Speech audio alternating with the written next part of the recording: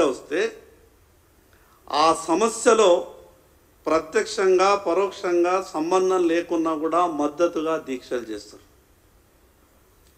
మద్దతుగా దీక్షలు చేస్తున్నటువంటి వాళ్ళని లేదా వాళ్ళ డిమాండ్లు న్యాయమైన డిమాండ్లు తీర్చాలని మాట్లాడుతున్నటువంటి వాళ్ళ మీద వాళ్ళు పరీక్ష రాసేటోళ్ళు కాదు, వాళ్ళకి ఏం సంబంధం అని అంటే అది సరి అయినటువంటి మాట కాదు. పరీక్షలు రాసినా పరీక్షలకు రాయకపోయినా ఆ విద్యార్థులకు ఉన్నటువంటి సంబంధిత సమస్యల మీద స్పందించేటటువంటి హక్కు ప్రతి ఒక్కరికి ఉంది. అసలు ఏం కొంపలు మునిగిపోతుంది? వీవీల్ని పెట్టి మీరు వ్యవస్థని నడపచ్చు కదా. విద్యా వాలంటీర్లను నియమించి వాళ్ళు ఏం కోరికలు కోరుతున్నారు? టీఆర్ఎస్ పార్టీకైనా మెరుగైనటువంటి మేము జాబ్ క్యాలెండర్ని విడుదల చేస్తాం, ఏ నిరుద్యోగి కూడా ఇబ్బంది కలగకుండా ఉద్యోగాల భర్తీ ప్రక్రియ పూర్తి చేస్తామని చెప్పారు కాంగ్రెస్ పార్టీ. మీరు చెప్పిన దాని ప్రకారం చెయ్యమని వాళ్ళు అడుగుతున్నారు. టెట్కు డిఎస్సికి మధ్యన కొంత సమయం కావాలని అంటున్నారు. కొంత సమయం ఇచ్చే ప్రయత్నం చేయండి, లేదా వాస్తవ విషయాలు వాళ్ళతో మాట్లాడే ప్రయత్నం చేయండి. కానీ టీఆర్ఎస్ పార్టీ అవలంబించినట్టుగానే మీరు కూడా పోలీసు వ్యవస్థని మేము ఉపయోగించి మిగతా వాళ్ళు మాట్లాడడానికి వీలు లేదనే విధంగా మాట్లాడడం. ఎందుకంటే ముఖ్యమంత్రిగా ఈరోజు ఉన్నటువంటి మీ మీద ఈ రాష్ట్రంలో ఉన్నటువంటి ఏ సమస్య వచ్చినా దాని కష్టసుఖాల గురించి తెలుసుకోవాల్సినటువంటి అవసరం ఉంది, సంబంధిత వాళ్ళతో మాట్లాడాల్సినటువంటి అవసరం ఉంది. ఈరోజు అట్లా మాట్లాడకుండా ఆ రకంగా వాళ్ళని అవమానపరిచే విధంగా కూడా మాట్లాడడం మంచి పద్ధతి కాదు. ఇప్పుడు అనేక సందర్భాల్లో రేవంత్ రెడ్డి గారు మద్దతు ఇచ్చిండ్రు, దీక్షలు చేసిండ్రు. అంత మాత్రాన ఆ రోజు రేవంత్ రెడ్డి గారు ఏదైనా పరీక్ష రాయడానికి కూర్చున్నటువంటి వ్యక్తే? లేదా మీరు ఎన్నో సందర్భాలలో విద్యార్థుల సమస్యల మీద కానీ ప్రభుత్వ ఉద్యోగుల సమస్యల మీద కానీ ఆ రోజు కాంగ్రెస్ పార్టీ అధ్యక్షునిగా మీరు కూడా అనేక సందర్భాల్లో మద్దతు ఇచ్చే ప్రయత్నం చేసిండ్రు, మాట్లాడే ప్రయత్నం చేసిండ్రు. మరి విద్యార్థుల విషయాలలో మద్దతు ఇచ్చే ప్రయత్నం చేస్తే నువ్వు విద్యార్థి కాదు కాబట్టి ఎట్లా మద్దతు ఇస్తున్నావని మాట్లాడతారా?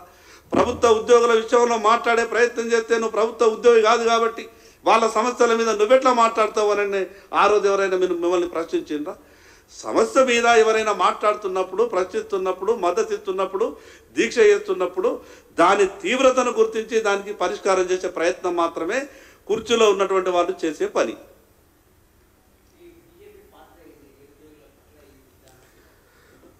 భారతీయ జనతా పార్టీ ఇప్పటికే మొన్న బీజేవైఎం ఆధ్వర్యంలో టీఎస్పీఎస్సీ ఆఫీస్ని కూడా కార్యాలయాన్ని కూడా ముట్టడి చేసినాం. వందలాది మందిని అరెస్ట్ చేసినారు. ఎందరో మంది మీద పోలీసులు కేసులు కూడా పెట్టిండ్రు.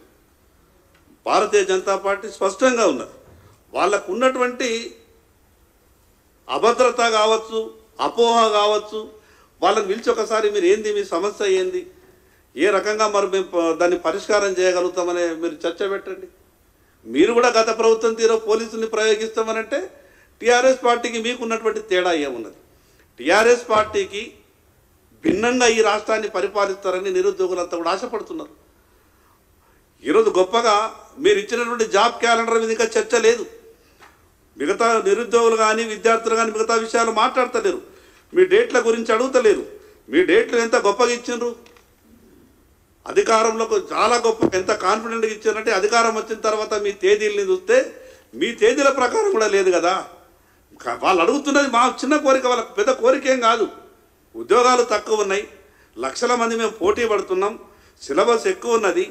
ఈ వారం 10 రోజుల లోపల కనీసం మేము ఒకదానికి ఎంత పెద్ద సిలబస్ని మేము చదువుకోలేము, ఒక దాంట్లో మిస్ అయితే ఇంకో దాంట్లో అవకాశం రావచ్చేమని ఆశపడుతున్నారు నిరుద్యోగులు. నిరుద్యోగులు ఆశపడితే తప్పేమున్నది? ఈరోజు రాజకీయాలలో ఉన్నటువంటి వ్యక్తులు ఎమ్మెల్యే ఉండగానే ఎంపీకి పోటీ చేసే ప్రయత్నం చేస్తున్నారు, ఎంపీ ఉండగానే ఎమ్మెల్యేకు పోటీ చేసే ప్రయత్నం చేస్తున్నాడు. మరొక నిరుద్యోగి 2-3 పరీక్షలకు నేను అటెండ్ అవుతాడ, నిరుద్యోగి 2-3 పరీక్షలలో అటెండ్ అయితే కానీ ఏదన్నా ఒక ఉద్యోగం నాకు రాదు అని ఆశపడుతున్నటువంటి సమయంలో వాళ్ళకు అవకాశం ఇస్తే తప్పేం లేదు. మీరు విద్యా వాలంటీర్ వ్యవస్థను ఏర్పాటు చేయండి. గతంలో కూడా ప్రభుత్వాలు విద్యా వాలంటీర్ని ఏర్పాటు చేసుకున్న తర్వాతనే డిఎస్సి కండక్ట్ చేసింది కదా. మీరు ఆ రకంగా చేస్తే మీ కొంపలేం మునుగుతున్నాయి. మీరు వాళ్ళకు నచ్చ చెప్పే ప్రయత్నం చేయండి, లేదా వాస్తవాలు వాళ్ళకు చెప్పే ప్రయత్నం చేయండి, వాళ్ళకు ఉన్నటువంటి ఇబ్బందుల్ని కూలంకషంగా చర్చించే ప్రయత్నం చేయండి. కానీ పోలీసు వ్యవస్థను ఉపయోగించి వాళ్ళు నోళ్ళు మోయించడం అంటే సరి అయినటువంటి పద్ధతి కాదు. గ్రూప్ 2, గ్రూప్ 3 పోస్టులు అసలు అవిటి పెంచాలా?